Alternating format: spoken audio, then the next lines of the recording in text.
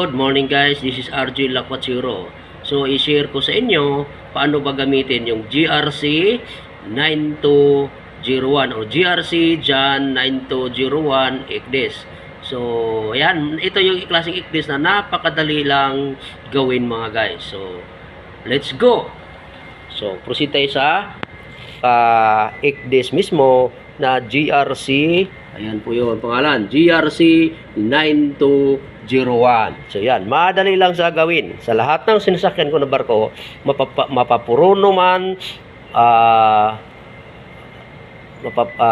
Transas, Kongsberg. So ito, dalawang klaseng kasi Puruno. So ito po, tatlong klase dito sa GRC. So, ito yung pinakadali gamitin sa mga GRC. Nakasampa rin ako na GRC na 721 ba yun? O something like that. So, ito, 9201. Napakadali lang siya gawin, guys.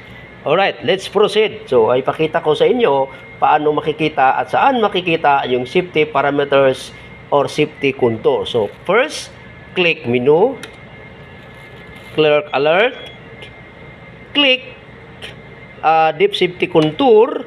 So yan, i-click mo itong view settings for chart common, then i-click mo itong next. So yan, makikita mo na, i-edit mo yan as per the departure draft or arrival draft, at you have to follow the company procedure. So nandun yan. So yan, so itong deep contour company procedure to, lagi nakalagay 20 as per the company procedure.